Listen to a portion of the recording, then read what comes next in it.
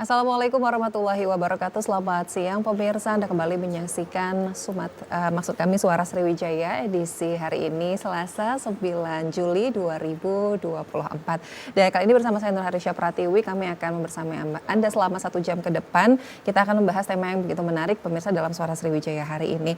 Saudara Menteri Agraria atau Kepala BPN Agus Harimurti Yudhoyono kembali memerintahkan jajarannya untuk tidak ragu dalam memberantas mafia tanah. Menurut AHY sendiri harus ada langkah yang jelas dan tegas untuk melawan mafia tanah yang merugikan masyarakat termasuk juga di Sumatera Selatan. Nah, ini yang akan kita bahas. Bagaimana kalau di Sumatera Selatan berantas mafia tanah sejauh apa, dan ada juga contoh kasusnya ini di Sumatera Selatan. Nanti kita akan bahas dalam Suara Sriwijaya hari ini. Sudah hadir di studio TVRI narasumber saya yang pertama seorang akademisi Fakultas Hukum Universitas Sriwijaya, Dr. Firman Muntago SH, MHum. Assalamualaikum Pak Firman. Waalaikumsalam. Apa kabar Pak?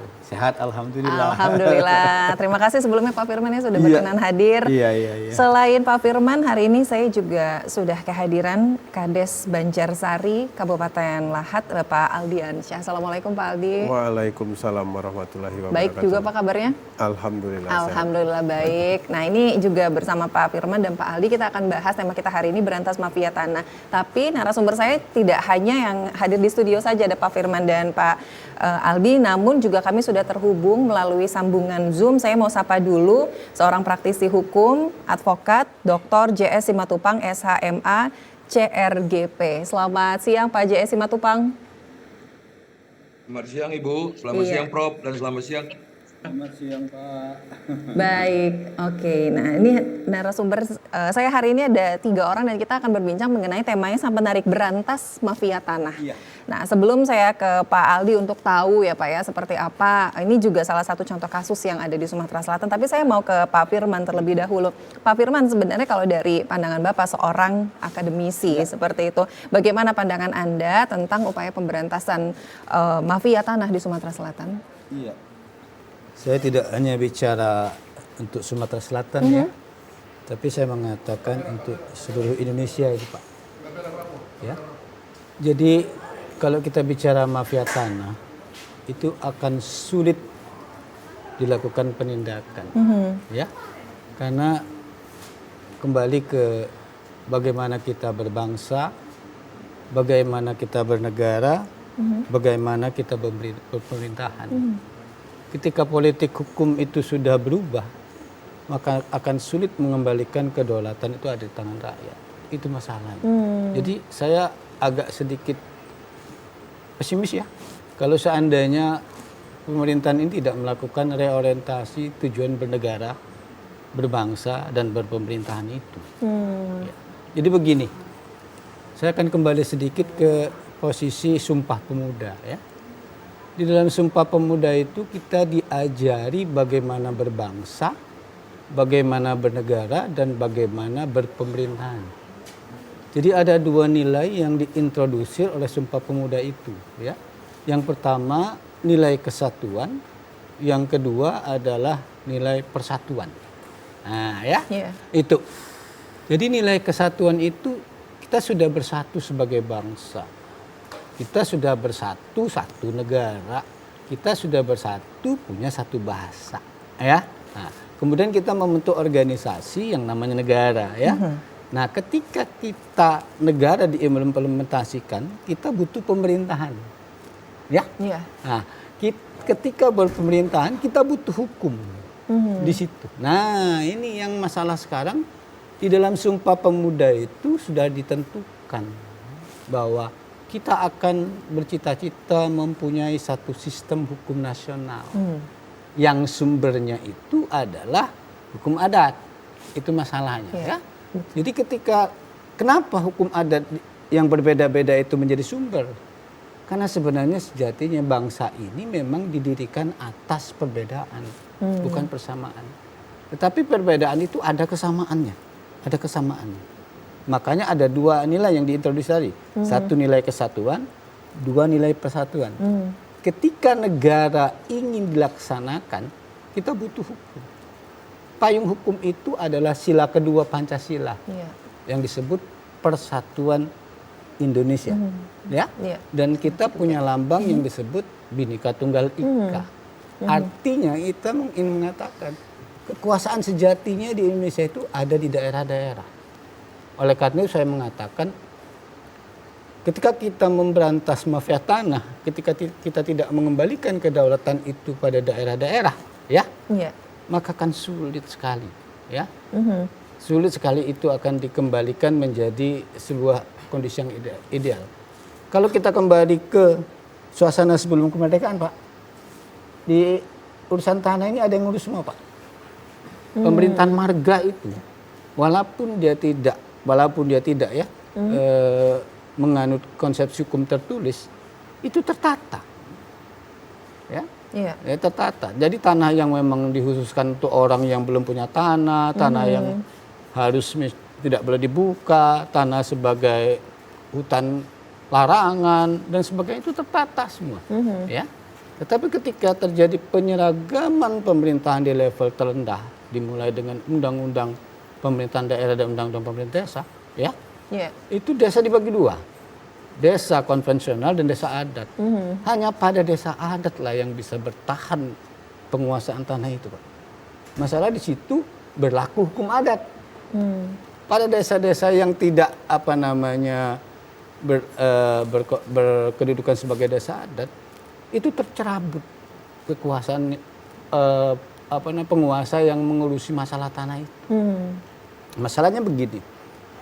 Desa konvensional itu dibatasi ruang lingkupnya, wilayahnya, tapi tidak termasuk hak ulayatnya. Itu masalahnya, ya. Jadi akibatnya apa? Yang menguasai tanah itu ibaratkan sebuah perusahaan, ya.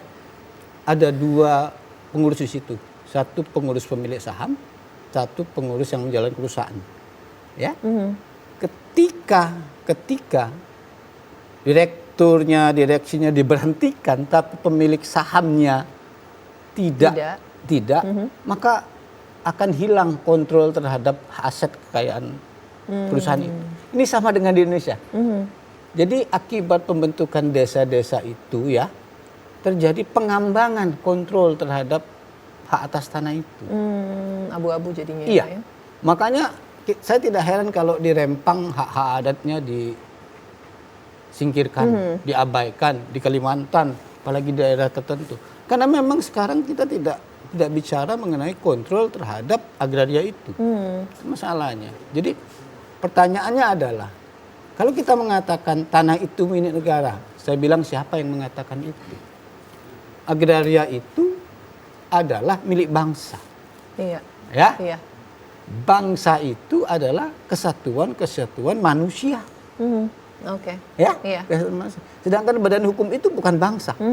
Tetapi sekarang orientasi pemerintah berubah pada ya. berubah, ya. Oke, Gitu. baik. Jadi kalau saya ditanya, Pak, gimana memberantas mafia tanah? Akan sulit sekali. Akan sulit sekali. Kalau kita tidak kembali kepada bagaimana kita harus berbangsa, harus bernegara, harus berpemerintahan. Itu masalah. Itu Baru kuncinya siapa di situ. semuanya. Iya, betul. Baik, ini saya mau ke Pak Aldi kalau seperti itu. Pak Aldi ini kan salah satu contohnya seperti itu, ya. Contoh yang nyata yang ada saat ini gitu kasusnya. Boleh diceritakan dulu nih Pak sebenarnya kronologinya, lalu juga saat ini sejauh apa perkembangan kasusnya? Oke, terima kasih atas kesempatan ini. Permasalahan lahan atau tanah yang ada di Desa Banjarsari, Kecamatan Merapi Timur, Kabupaten Lahat, khususnya permasalahan ini bukan dari beberapa tahun ini aja, tapi sebelum tarik mundur, mulai berlakunya otonomi daerah. Otonomi daerah kan kalau dulu di wilayah kita tuh ada namanya perusahaan PTBA. Jadi satu perusahaan yang bergerak di bidang batubara itu di Kabupaten Lahat dan Muara Enim itu tercakup dalam satu IUP. Dalam satu IUP dulunya dikuasain oleh PTBA. Tapi setelah terjadinya otonomi daerah, pembagian IUP ini mulai dari tahun 2006 sampai 2007 dibagi IUP ini, Pak. Ada beberapa IUP swasta di situ kan, termasuk ada perusahaan BP, GGB yang ada di Kecamatan Merapi Timur ini khusus. Nah, yang ada kendala sama kita ini sebenarnya dari awal BGG ini perusahaan BGG yang bergerak di desa kita khususnya. Awal-awal dari pembentukan perusahaan itu melibatkan semua stakeholder yang ada di situ, baik itu kecamatan, desa kan. Kalau biasa IUP tadi kan udah dikuasakan atau dibagi-bagi tadi, dibagi beberapa IUP ini, masuklah ada IUP PT BGG ini 1.524 hektar di tahun 2008 itu kan. Nah, jadi IUP BGG itu tercantum di desa kita awalnya, awal-awalnya itu kan. Dari 2008, 2009, terus dia melakukan kegiatan clearing di tahun 2010, tidak melibatkan kita lagi. Ini dasar mereka ini apa kan? Apa? Tapi setelah kita ketahui akhir-akhir ini, ternyata yang mengeluarkan IUP itu desa Banjarsari itu Pak Bupati kita waktu itu, Pak Aspudin Aswari, sarjana ekonomi itu yang dulu dapat 2 periode itu kan. Nah, dialah yang mengeluarkan Banjarsari dari IUP itu. Makanya perusahaan yang BGG ini semena-mena dengan kita. Nah, itu artinya memang keterlibatan pemerintah di sini memang real ada. Betul. Memang real, bukan kita mengarang-arang. Tanggal 29 November 2010 itu Banjarsari dikeluarkan dari IUP itu. Yang dari 1.524 hektar itu awal dari permasalahan tanah yang ada di kita ini rupanya. Setelah kita tahu sekarang ini, kalau kemarin kan kita melakukan perlawanan itu bermacam-macam aksi yang kita lakukan kan, bersurat, kita mediasi. Tapi ya tadi kalau zaman-zaman kemarin itu kan dalam tanda kutip bukan kita menuduh, tapi real ini bagi kita Desa Banjarsari ini perjuangan ini bukan hari ini aja yang kita perjuangkan ini, bukan. Bahkan sampai terakhir 24 April itu surat kita udah masuk ke Sekretariat Presiden. Ditambah lagi ke Pak AHY tadi, Kementerian ATR BPN itu kan. Saya langsung antar itu. Saya langsung antar ke kementerian terkait, Menko Polhukam, SDM, semua ada itu. Semua ada kita sampaikan. Nah, itu tonggak dari awal ini bukan yang merusak apalah ini kalau kita bisa ini memang dari pemerintahan kabupaten sendiri.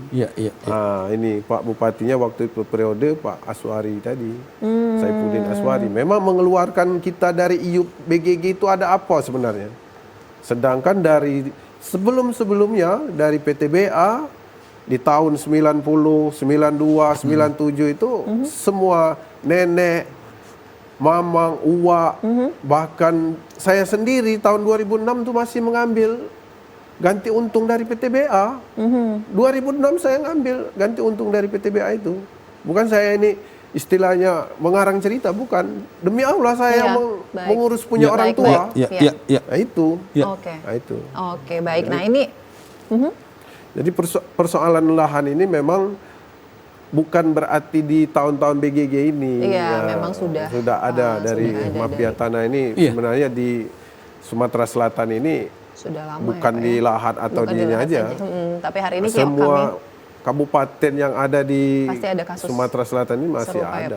Oke, baik. Nah ini saya mau terhubung dulu dengan Pak JS Simatupang gitu ya, untuk mengetahui juga nih kalau pendapat dari Pak JS Simatupang sendiri terkait dengan kasus yang tadi seperti yang sudah disampaikan juga oleh Pak Aldiansyah, itu seperti apa nih Pak JS Simatupang?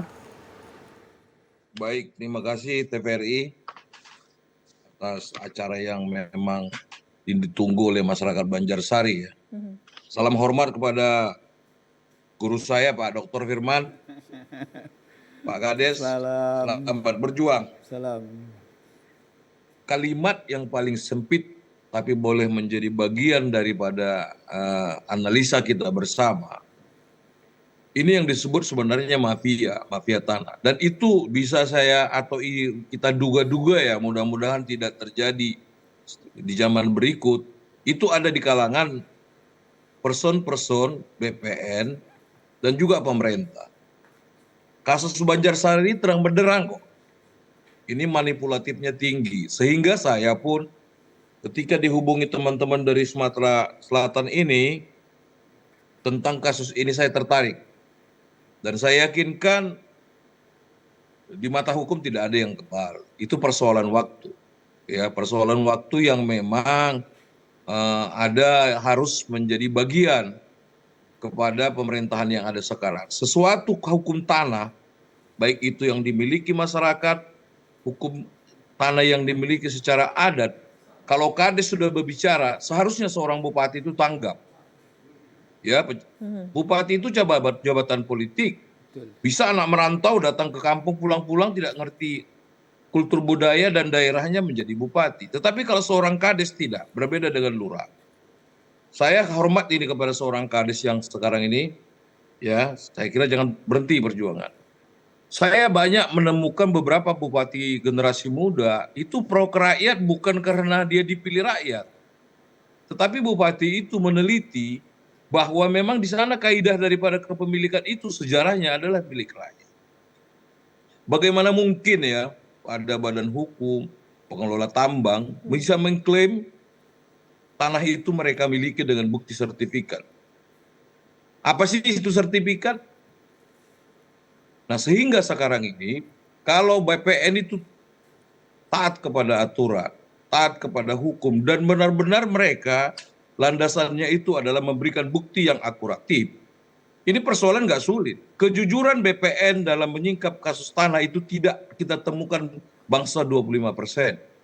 Sehingga masyarakat itu selalu apatis dengan keberadaan pengadilan. Ya, banyak rekan-rekan seprofesi saya mungkin, masyarakat, pemerintahan, oknum-oknumnya yang ingin ini terang benderang menjadi selesai dengan secara musyawarah. Kita bisa bayangkan bagaimana data tercipta dengan akuratif. Ya, secara administrasi itu sah. Tapi prosedurnya yang tidak lengkap mungkin. Sehingga diharapkan para pemimpin negara ini ke depan ya lebih membuka. Di BPN itu sekarang ada namanya bank tanah. Ya, yang kalau mereka teliti tidak ada riwayat tanah yang tidak ditemukan apakah itu absolut kebenarannya atau ada abu-abunya. Jadi kuncinya di BPN. Dan banyak guru-guru besar yang bisa memberikan kontribusi pemikiran. Banyak orang tua, banyak pemerintahan. Ini yang kita harapkan.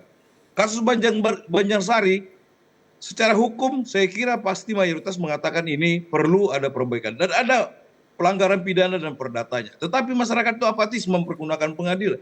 Kenapa? Secara administrasi itu mungkin perusahaan sudah mempunyai legalitas yang diciptakan dengan cara amburadul kalau menurut saya. Saya juga alamin itu banyak di daerah Sumatera Utara, apalagi di daerah-daerah kampung saya. Mudah-mudahan ini para pentolan pemimpin negara. Saya yakin saudara Menteri baru sekarang, Pak Mas AHY, gebrakannya pertama dalam 2 bulan terakhir Menteri ada beberapa yang sangat kita banggakan. Ya, timnya banyak saya kenal dalam meneliti, menelusuri ya apa itu terciptanya sertifikat dari awal sampai ada finalnya. Ya, sertifikatnya asli. Prosedurnya yang memang mempunyai kekurangan yang sangat fatal. Baik. Saya harapkan ini Pemda Sumatera Utara, Pemda Sumatera Selatan dengan bupatinya untuk turut serta. Saya dengan tim yang diminta masyarakat mungkin dalam waktu dekat akan mengadakan apakah litigasi atau non litigasi. Itu dulu sementara. Terima kasih. Iya, baik. Terima kasih juga Pak Jaya Simatupang. Nanti kita akan jeda sejenak seperti itu Pak Firman, lalu Pak Aldiansyah dan juga Pak Jaya Simatupang. Nanti kita akan perdalam lagi juga tema kita hari ini yaitu berantas mafia tanah. Namun usai jeda berikut tetaplah bersama kami dalam Suara Sriwijaya.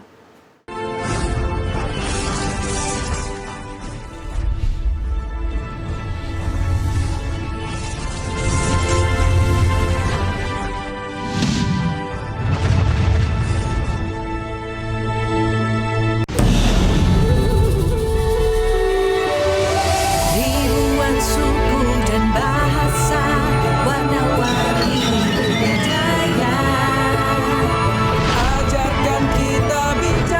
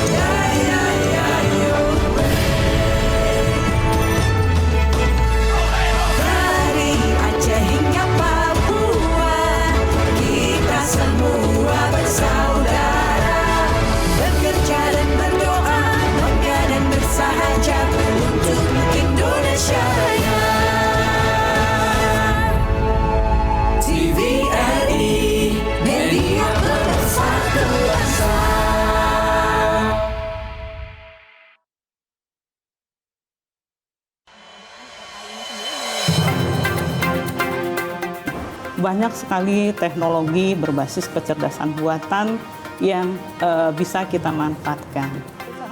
Menyajikan isu-isu aktual, sosialisasi kebijakan yang menyangkut kepentingan publik. Artinya memberikan ruang kepada peserta didik untuk berkembang sesuai dengan keinginan mereka, sesuai dengan fashion mereka, bakat dan minat mereka. Semuanya bisa Anda simak dalam dialog suara Sriwijaya. Setiap orang mempunyai kesempatan ya untuk berpartisipasi dalam politik atau menjadi pengurus politik. Dengan menghadirkan narasumber yang berkompeten dari kalangan akademisi, tokoh masyarakat, maupun birokrasi. Pencegahan dilakukan dengan cara mendeteksi potensi-potensi korupsi dan kemudian dari deteksi itu maka akan terlihat hal-hal apa yang perlu dilakukan perbaikan. Suara Sriwijaya setiap hari Selasa, Rabu, pukul 14 waktu Indonesia Barat. Hanya di TVRI Sumatera Selatan.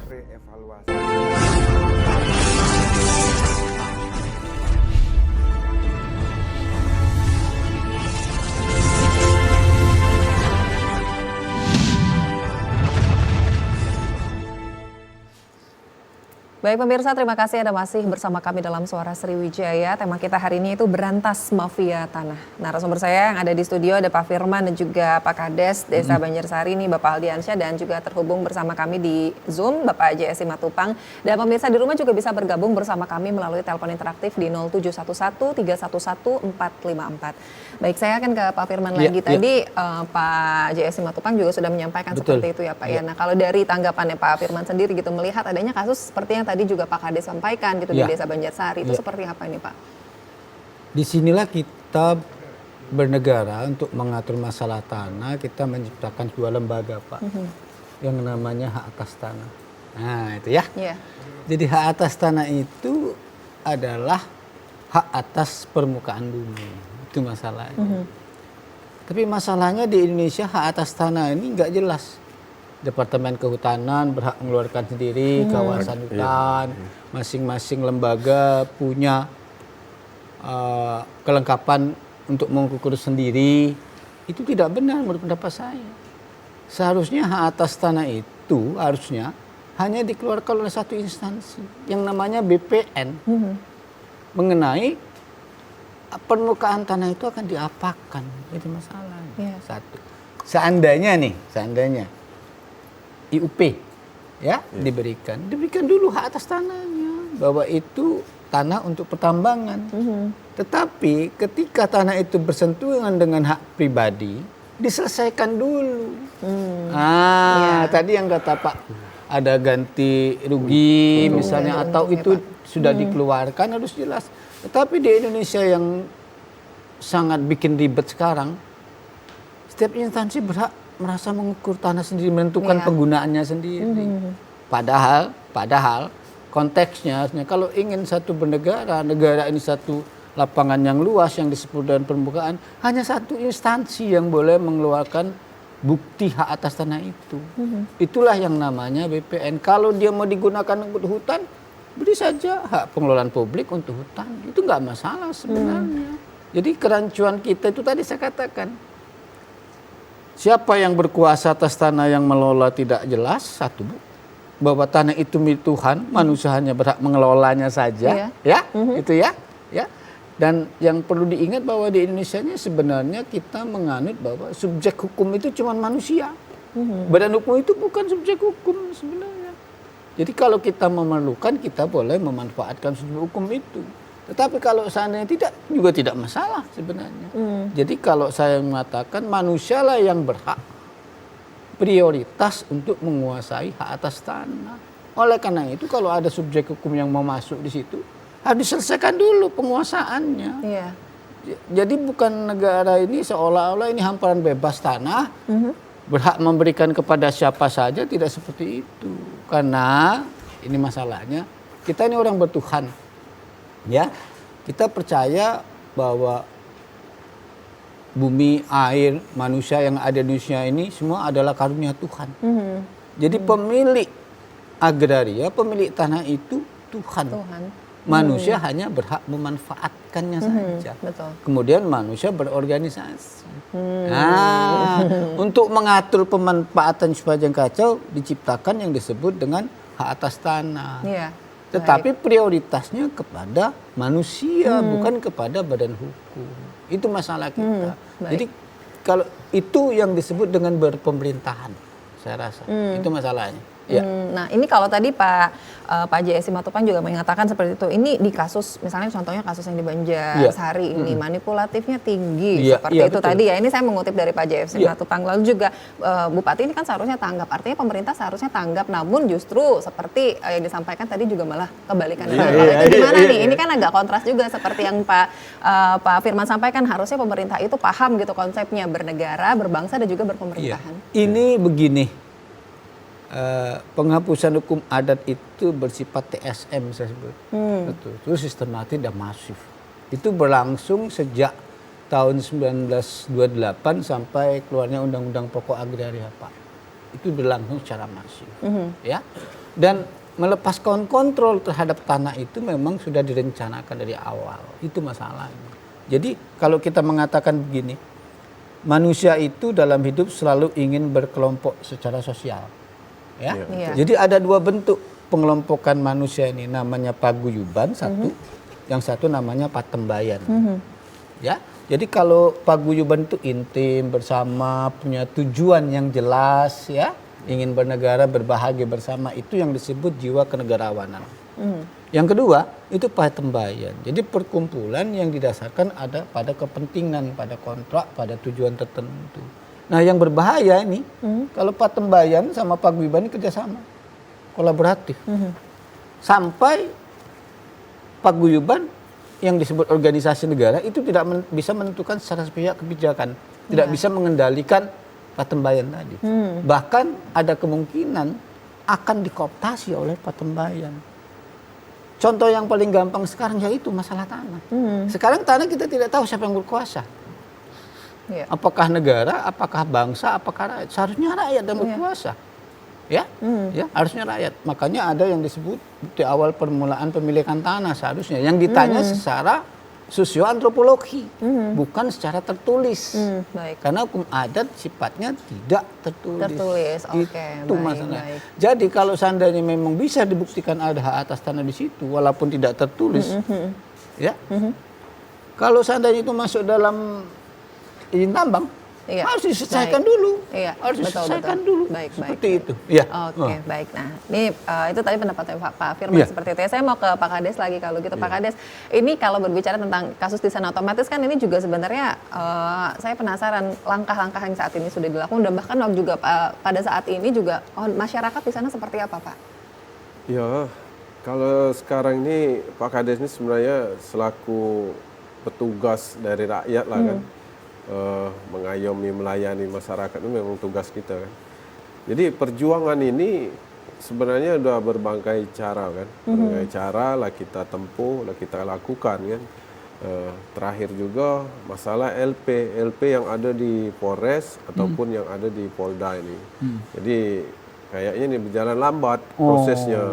Prosesnya kan berjalan lambat, kita tidak tahu. Tapi Pak Kades akan tetap supaya ini dikawal dalam artian ini terima kasih sebenarnya dengan TVRI telah mengundang kita dalam acara Suara Rakyat ini supaya mungkin nanti ada stakeholder yang terkait di sini mendengarkan atau melihat apa yang terjadi sesungguhnya di Desa Banjarsari itu kan.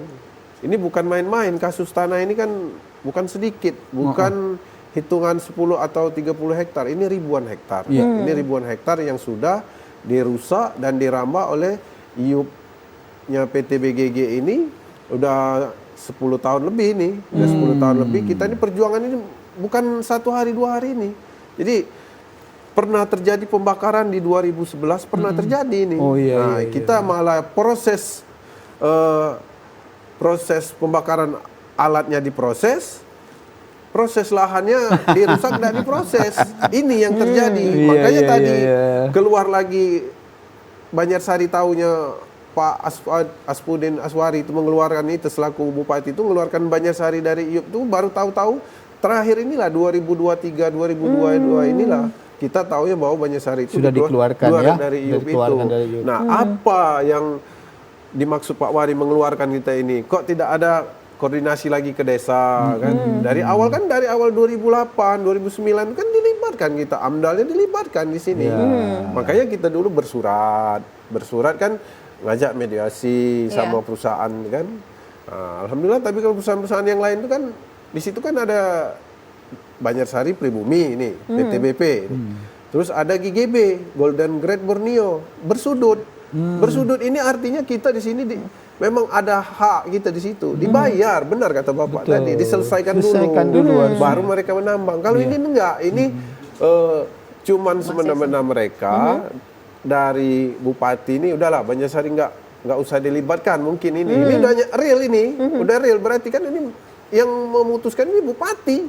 Zaman itu Pak Wari, dua periode itu 2008 sampai 2013 sampai 2018 Pak Asmudin itu menjabat di situ kan.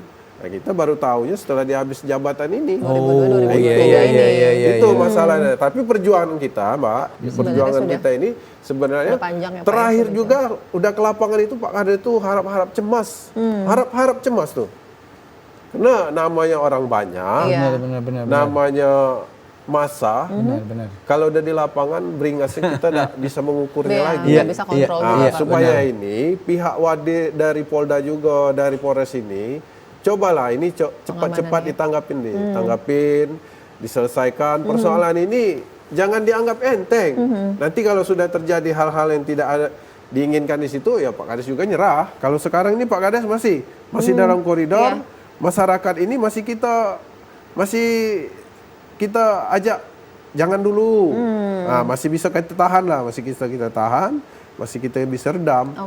Tapi kalau lahan udah habis Pak, gimana lagi Pak? Ya, Kurasa Bapak juga kalau punya konflik rumah, horizontal. punya lahan, dibiarin orang gusur, orang nambang. Iya, Pak, betul. Bahasa kami itu kan niayo juga. Itu harapan kita dengan pihak stakeholder ini cepat ditanggapi. tanggapannya ya, Pak, Mungkin dari gubernur juga bisa. Pokoknya dari pemerintah ini cepatlah ditanggapi seperti itu ya. Nah, saya kan ke Pak JS Simatupang lagi nih. Pak JS Simatupang tadi seperti disampaikan oleh Pak Kades gitu ya, bahwa tanggapan dari stakeholder gitu, baik dari pemerintah lalu juga Polres, Polda, ini kan LP-nya juga sudah naik tapi juga terkesan lambat untuk diproses. Ini artinya pihak dari Banjarsari juga tidak mendapatkan support yang maksimal seperti itu dalam penyelesaian masalah ini. Itu seperti apa nih Pak JS Simatupang yang seharusnya dilakukan? Ya, berkenan dengan ini memang persoalan dunia tanah itu sangat sempit kalau ditelusik untuk pidananya. Ya, karena ada di situ unsur yang terpenuhi walaupun secara ilegal. Tetapi kalau tanggung jawab moral seorang pejabat, kalau sudah yang namanya bupati, gubernur, dengan semua intuisinya, dibantu dan bersama turun melihat kondisi ini, Kapolda, ada juga di situ Kejaksaan Tinggi atau Kejaksaan yang mewakili negara sebagai pengacaranya. Ini bisa sulit atau bisa dipersulit. Bukan soal bisa apa tidak. Saya pastikan bisa. Bisa memperbaiki situasi dengan baik atau juga bisa tidak memperbaiki. Nah, ini yang terjadi sekarang ini di Banjarsari. Ya, mungkin kesulitan seorang polisi menelusuri karena administrasinya bisa dijawab oleh BPN ABCD, oleh Pemdanya. Nah, ini Pak Kades sudah belajar bahwa ada masalah yang dilakukan oleh tim Bupati lama. Di sini kalau jemput bola daripada inisiatif kejaksaan dan juga polisi, ini bisa. Sampai sekarang masyarakat itu masih menunggu. Masyarakat merasa bahwa tidak keberatan kalau tanah itu diambil oleh siapapun, baik badan hukum maupun pribadi. Prosedurnya yang harus dilakukan dengan baik. Dan di sini bukan hanya masyarakat yang dirugikan, negara juga pasti dirugikan. Sehingga ada dampak yang disebut sekarang ini peti. Ya, pertambangan tanpa izin. Itu sudah pasti terjadi di sini dalam berapa puluh hektar atau dan sebagainya. Pendapatan negara juga akan berkurang. Ya. Ini menjadi menghambat. Yang beruntung hanya siapa? Ya mafianya. Yang rugi siapa? Bukan hanya masyarakatnya. Penegakan hukumnya, demokrasinya. Jarang loh Saya bukan membela Pak Kades ini, jarang loh Pak Kades sampai tertinggal di masalah ini tidak terlibat dalam hal yang negatifnya. Jarang ditemukan itu. Biasanya setiap ada lahan yang dikuasai dengan cara yang tidak bijak, pelaku utama itu yang dibujuk adalah Kades yang tahu persis situasinya. Nah ini tahapan-tahapan ini sudah dilakukan masyarakat dengan Pak Kades bikin laporan. Saya yakinkan pemerintahan sekarang cukup bagus, cuma actionnya yang terkadang kurang dan membias. Kita nantikan juga nanti gebrakan pemerintahan baru, ya, yang lebih terbuka, lebih greget untuk memperbaiki situasi ini. Ya, saya dengan tim di Jakarta sudah membentuk untuk membantu masyarakat yang sekarang terdampak sangat, ya sudah sekian tahun. Kita bisa hitung kalau lebih 10 tahun. Apa sih yang didapatkan untung oleh perusahaan tersebut? Dan saya yakinkan perusahaan tersebut juga menjadi, kalau semacam kalimat-kalimat sumir ya, menjadi pemerasan oleh oknum yang tidak bertanggung jawab. Itu pasti itu. Bisa dari pajak, bisa dari oknum penegak hukum, dan sebagainya.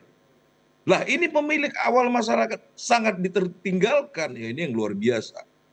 Ya saya yakinkan pejabat-pejabat sekarang, kalau katanya teman-teman, ya sudah melakukan sunat tobat lah.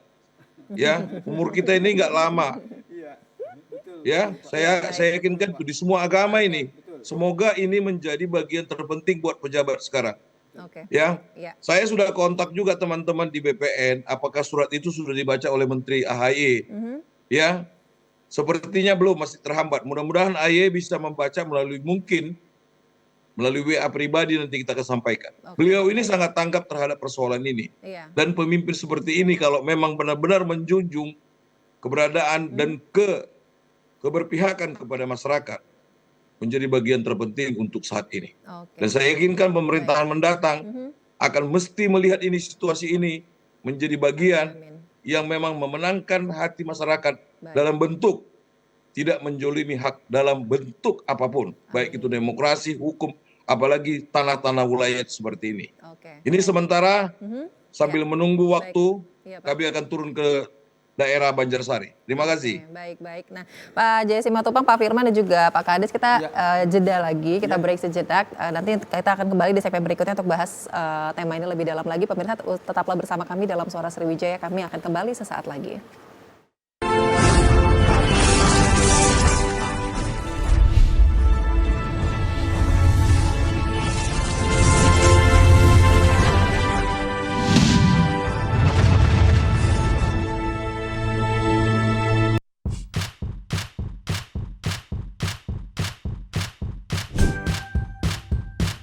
Keluarga Indonesia, sudah saatnya kita cerdas memilih tontonan yang tepat untuk anak.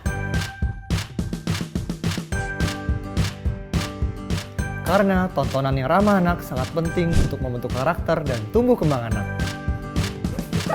TVRI menghadirkan program-program tayangan yang edukatif dan aman untuk buah hati kita. Ayo ke museum. Buah hatiku sayang.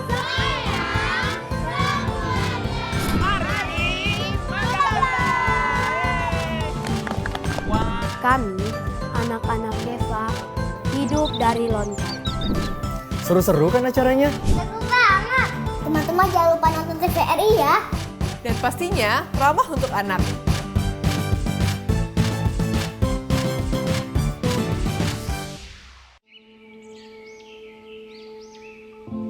Taman Nasional Tanjung Puting. Disinilah lokasi kami tinggal dan hidup. Hutan hujan tropis di Kalimantan adalah rumah bagi kami, orang utan. Orang utan ini adalah yang satu-satunya peninggalan nenek moyang kita, dan sangat disayangkan apabila kita tidak melindungi dan mengetahui apa sih orang utan itu. Kita harus melindungi dari kepunahan dan untuk menjaga kelestariannya. Jagalah kami dari kepunahan, agar tak hanya dongeng yang menjadi warisan.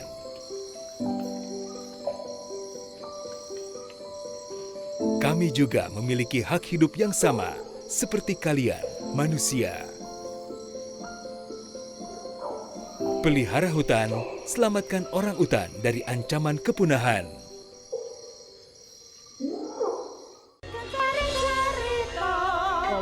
Lawan marah beruhing porong.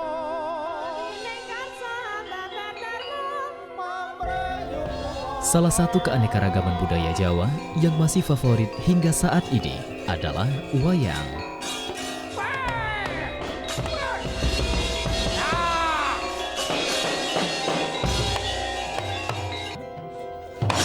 Seni pertunjukan dengan alur cerita yang menarik ini hadir menemani pemirsa pecinta warisan budaya asli Indonesia dengan beragam cerita dan balon kondang.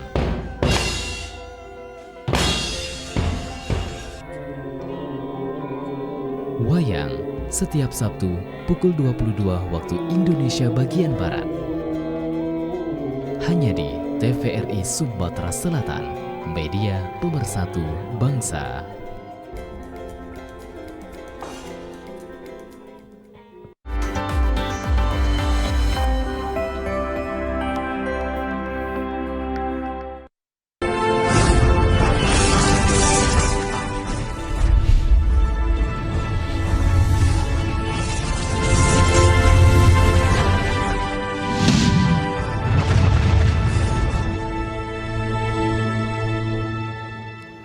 Baik pemirsa, terima kasih Anda masih bersama kami dalam Suara Sriwijaya. Kita kembali membahas tema kita itu berantas mafia tanah. Mungkin saya akan ke Pak Kades lagi nih Pak Kades. Ini kalau berbicara tentang upaya nih sekarang ya Pak ya, ini sudah panjang perjuangannya, sudah 10 tahun lebih seperti itu kan ya Pak ya. Sudah sangat panjang, banyak sekali Bapak dan juga masyarakat situ memberikan pengorbanan yang luar biasa. Nah ke depannya ini apa Pak yang masih akan terus dilakukan? Mungkin pemantauan yang seperti apa yang nanti akan dilakukan juga baik oleh Pak Kades maupun juga masyarakat Banjarsari. Baik Pak, jadi harapan kita, harapan Pak Kades, harapan masyarakat banyak dari Banjarsari ini tetap ingin penyelesaian persoalan lahan ini dari pemerintah, khususnya dari Kementerian ATR BPN ini.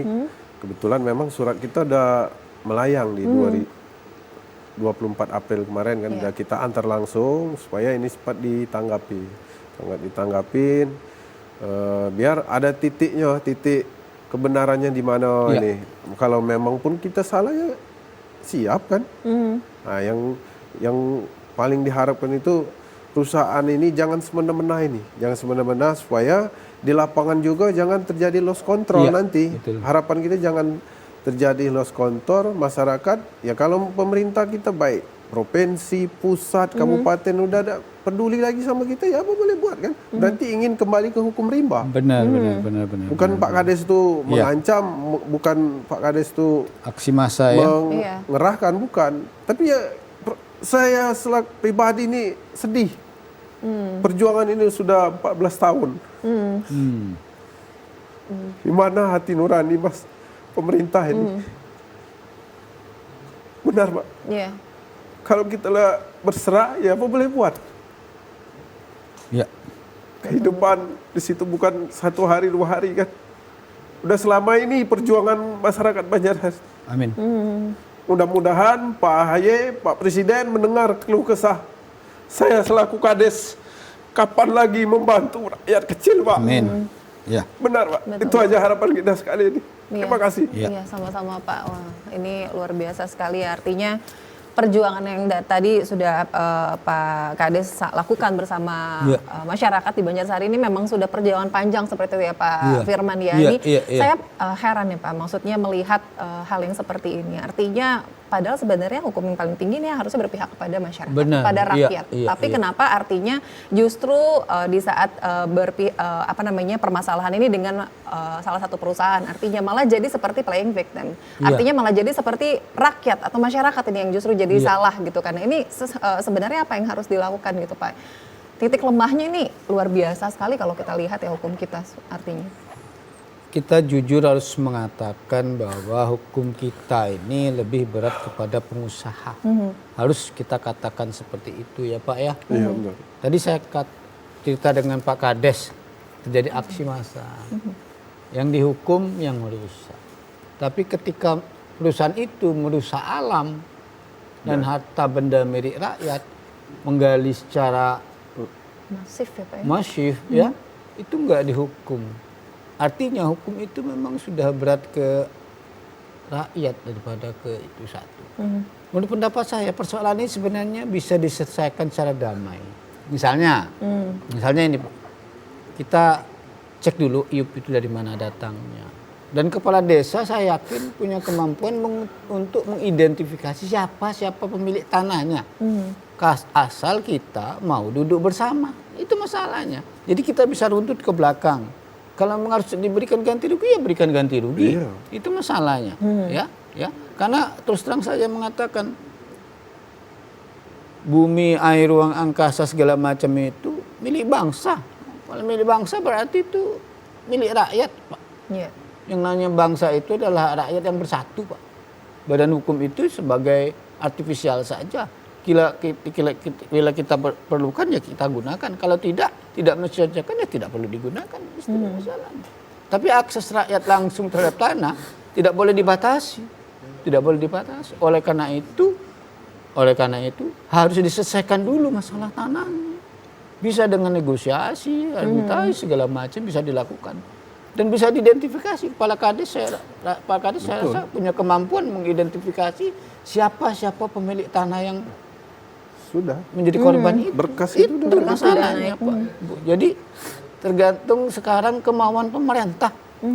Apakah pemerintah mau menyelesaikannya atau tidak? Ya, jangan berharap banyak dari masyarakat kalau seandainya timbul aksi massa. Itu masalahnya. Kalau orang Jawa bilang sedumuk batuk senyali bumi. Dengan nyawa pun akan dibela kalau itu bicara mengenai penguasaan tanah, Pak. Itu masalahnya. Jadi kita tidak bisa menyalahkan hanya pada masyarakat. Nggak boleh kita menyalahkan hanya pada masyarakat. Ya. Tapi legalitas itu harus didukung oleh legitimasi. Legitimasinya ada pada rakyat.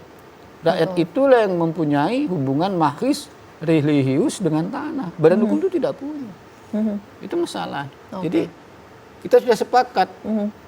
Bumi, air, ruang angkasa karena karunia Tuhan yang Maha Esa kepada bangsa Indonesia, tidak kepada negara, tidak kepada pemerintah, apalagi kepada swasta. Itu masalah. Jadi tadi saya mengatakan mari apa kita sudah benar ini berbangsa, bernegara, berpemerintahan. Itu masalahnya. Itu masalah. Jadi kalau konsepnya seperti itu, saya mengatakan bahwa otonomi daerah itu kewajiban sejarah. Bukan pemberian pemerintah pusat kepada daerah. Bukan. Itu kewajiban sejarah yang sudah dipatri dari sejak Sumpah Pemuda. Itu masalah. Itu pendapat saya.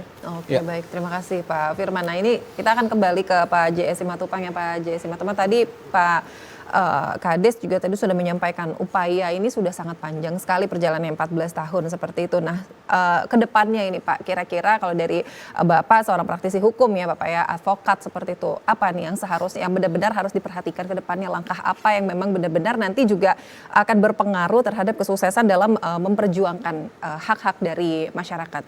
Silakan Pak. Baik, sebagai closing statement kali ya, waktunya sudah cukup lama ini. Semoga para sahabat-sahabat pemimpin di daerah Provinsi Sumatera Selatan ini terbuka ya. Bukan terbuka mata, tapi terbuka hati nurani demi kepentingan penegakan hukum. Sebenarnya kalau tadi saya katakan kalau penegak hukum dan pemerintahan itu injas bernurani, berempati kepada hak pemilik yang sah. Kalau dibuka ini amdalnya, ini closing pelanggaran pidananya terbukti sekali. Ya, amdalnya.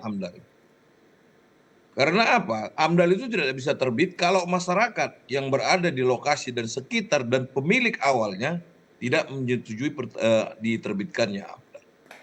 Ya, kalau soal sertifikat walau-alam lah itu bisa terjadi. Saya nanti kalau kita sudah semakin diskusi dengan masyarakat dan pemerintahan desa, ini memang kita akan bikin kembali surat yang lebih sedikit menggelitik pemerintah. Apakah memang harus litigasi yang kita buat untuk menyelesaikan ini?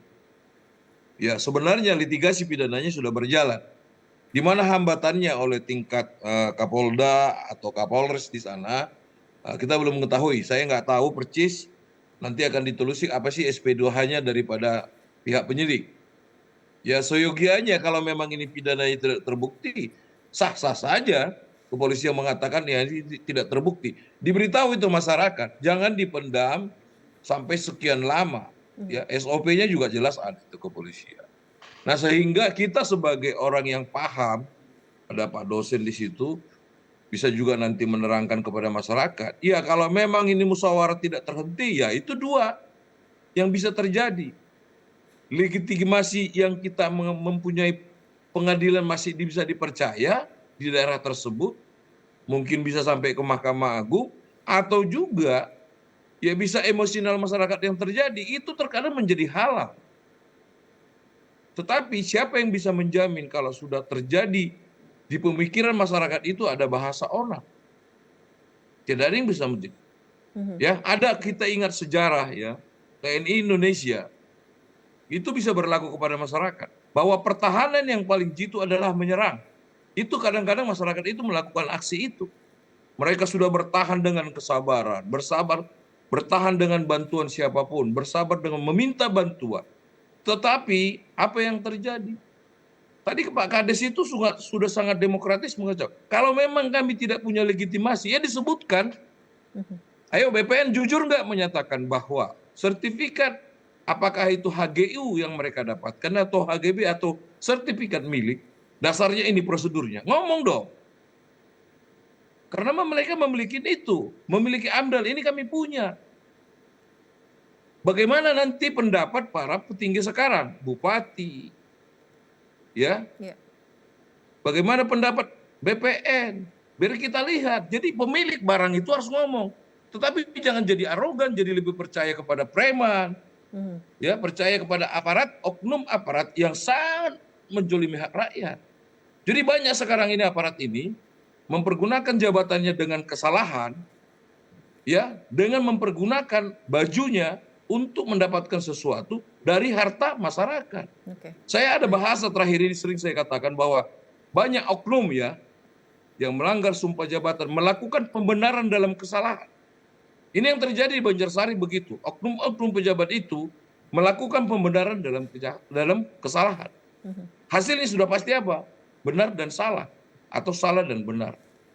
Nah, ini hemat kita. Mudah-mudahan ini saya menghimbau tim hukum khususnya daripada BPN ya, yang dipimpin oleh Mas AHY untuk melihat situasi ini. Banyak sekali. Ini Banjarsari ini sebagian di wilayah Republik Indonesia atau sebagian di wilayah Sumatera.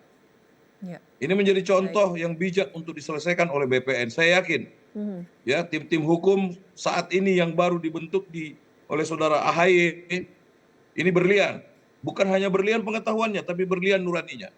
Saya ditemukan di 3-5 orang sekarang sering ke daerah yang BPN-nya digugat pengadilan, maka BPN-nya berterus terang, sertifikat dikeluarkan dengan bukti yang kurang. Ya, ada syarat-syaratnya. Kadang-kadang tidak ada rekomendasi kepala desa, ada rekomendasi hanya RT RW. Ini menjadi bagian pertimbangan hakim untuk selalu meluluskan permintaan daripada masyarakat. Mari kita bersama, jangan lelah memperjuangkan kebenaran. Terkadang memperjuangkan kebenaran dari 1000 bisa cuma 10 yang berhasil. Tapi saya yakin tidak ada kata menyerah buat kita untuk mempertahankan Republik.